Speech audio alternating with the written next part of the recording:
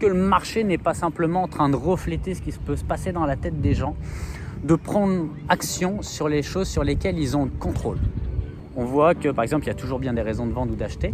Les 4 principales qui font que tu as besoin de vendre ou d'acheter, c'est les dettes, les divorces, les décès et les transferts professionnels.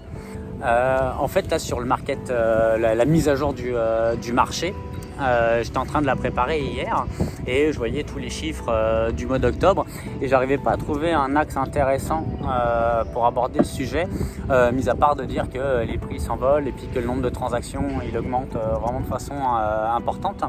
Et en fait j'étais en train de fouiller, puis c'est ça qu'on va partager avec vous là maintenant. Là vous êtes avec nous, team meeting. Attendez, je vous montre là. On est là. Donc là, ce que je voulais, c'était arriver à trouver du sens au travers de cette mise à jour du marché d'octobre. Et en fait, ce que je me suis amusé, chacun son trip avec les tableaux Excel, à faire, c'est toutes les propriétés actives versus les propriétés vendues, tout depuis le début de l'année. J'ai tout segmenté, Villeray, Rosemont, Plateau, les duplex, les plex, les condos et les unifamiliales. Et en fait, je vous montrerai sur le graphique, vous l'avez là maintenant parce que je vais monter la vidéo. En fait, on voit qu'en mars, quand on a été confinés, juste après, ça fait une drop. Okay, normal, on était tous enfermés chez nous. Et à partir du mois de juin, le nombre de propriétés mises sur le marché et le nombre de propriétés vendues, lui, ont augmenté et c'est resté, les deux courbes sont restées parallèles. La tension, en fait, elle reste la même entre acheteurs et vendeurs. C'est les marchés d'acheteurs, les marchés de vendeurs, les marchés équilibrés. Et là, on est depuis sur le début de l'année sur des taux d'absorption de marché qui sont entre 2 et 4 mois d'inventaire. Courant de l'été, juillet-août, un tout petit peu moins que la vague, je dirais, de juin, début juillet. Et qu'en septembre, à partir du moment où on a ressenti qu'on allait se faire reconfiner ou que le 25 ou 28, je ne me souviens plus, on a été reconfiné, une deuxième vague de mise en vente et les ventes ont suivi de façon égale. Et en fait, au-delà des chiffres pour moi, c'était plus de partager avec vous et puis je vous pose la question aussi, voir s'il y a quelque chose qui vous parle là-dedans. Est-ce que le marché n'est pas simplement en train de refléter ce qui peut se passer dans la tête des gens, de prendre action sur les choses sur lesquelles ils ont le contrôle? On voit que par exemple il y a toujours bien des raisons de vendre ou d'acheter. Les 4 principales qui font que tu as besoin de vendre ou d'acheter, c'est les dettes, les divorces, les décès et les transferts professionnels. Les dettes, il y en a qui ont eu des problèmes de dette et qui ont dû vendre. Les décès, il y en a eu. Les divorces, beaucoup. Le confinement était comme un révélateur de problématiques qu'il pouvait y avoir dans un couple. Ou alors carrément à l'inverse, de révélateur que on est fait pour être ensemble, la vie est belle et puis qu'on va faire des bébés. Je vois, j'ai plein de clients là, il y a plein de bébés qui arrivent. Et j'ai plein de clients aussi qui se sont séparés. Mais simplement de ne pas remettre à plus tard. De vivre les choses là, maintenant. Les transferts professionnels, on est quand même pas mal limité parce qu'on ne peut plus sortir, on ne peut plus rentrer, on ne peut pas faire grand chose. Quelles sont les choses que vous avez faites cette année, quelque part pour la première fois, et que vous remettez toujours à plus tard? Moi je vous donne les exemples, j'ai appris à dessiner, j'ai couru un semi-marathon alors qu'il y a 6 mois je n'étais pas foutu de courir 3 bornes, faire des travaux chez moi, mais que finalement je ne savais pas que je savais faire des travaux, mais juste de poser action et parce que j'ai le contrôle là-dessus. J'ai aussi beaucoup de clients français, ils sont rentrés en France, ils ont vendu, ils sont rentrés en France. Des locataires là qui veulent passer à l'action là, d'acheter, d'avoir leur chez eux et puis de s'approprier vraiment pleinement leur chez eux. Je trouve qu'il y a un sens, au-delà des chiffres, mais je trouve qu'il y a du sens en arrière de ça, de vivre maintenant en fonction de ce qu'on peut faire. Je sais pas, ça vous parle? C'est sûr, cette année, j'ai fait plusieurs choses, pas que je rapportais, mais des choses bien, comme prendre un mois complet comme off. Aussi, j'ai reconnecté avec certaines personnes que j'avais perdu contact pendant 1 an. J'ai fait du ménage dans mon condo. Ouais. Ça, c'est cool.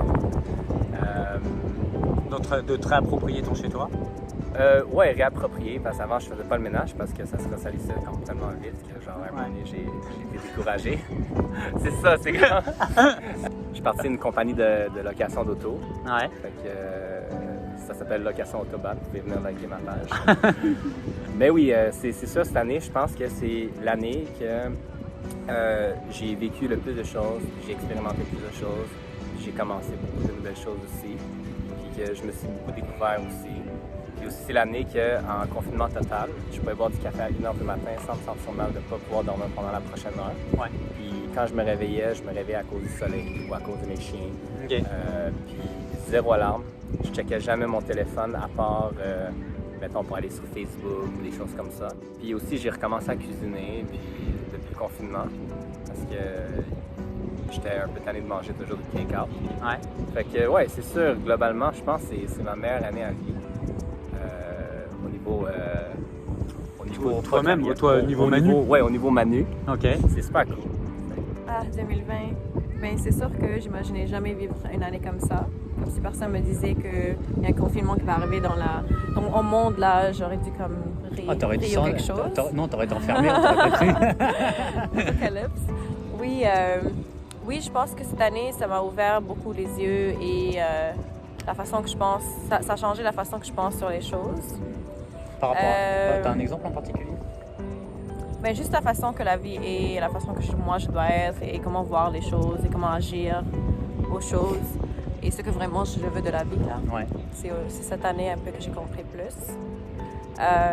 Je pense aussi que le confinement, c'était l'élément déclencheur qui m'a fait faire que je vais être comme full-time real estate, que j'avais des jobs avant et j'arrive pas à quitter.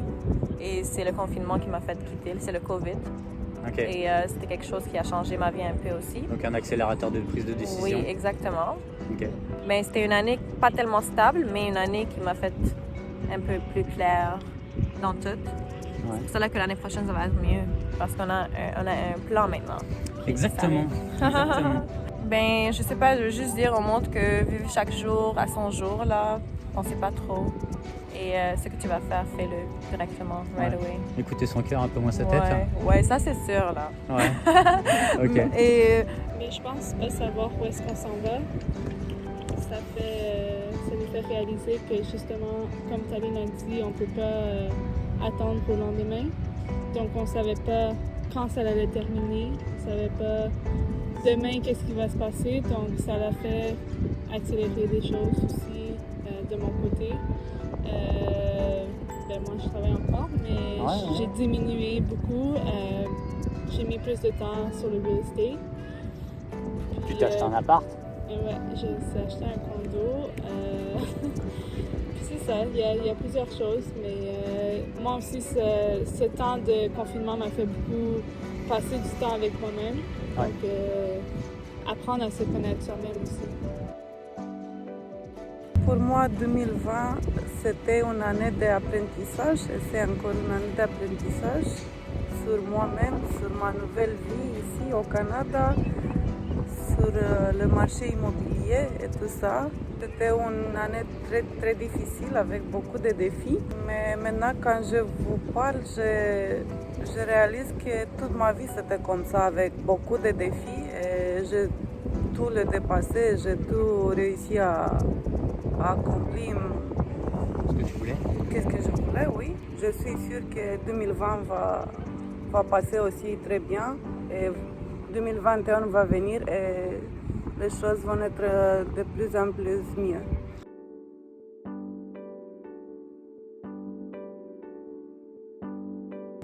Qu'est-ce que tu as fait en 2020 que tu n'avais jamais fait avant? Ah, que jamais fait avant. J'ai J'ai tout fait avant, donc c'est rien de nouveau. Non. Ok, j'ai appris à parler français, mais j'ai encore d'apprendre, donc c'est bon. Tu avais J'ai le contrôle aussi- là-dessus, tu n'as pas remis à plus tard? Non, mais je n'ai pas eu l'occasion de remettre à plus tard parce que j'avais besoin maintenant, pas mais tu l'as demain, fait. pas mais tu l'as fait. après-demain. Tu l'as fait? Oui, c'est vrai. Allez, go! Hop, t'as une petite vue sur le parc Jarry. En mode sans filtre.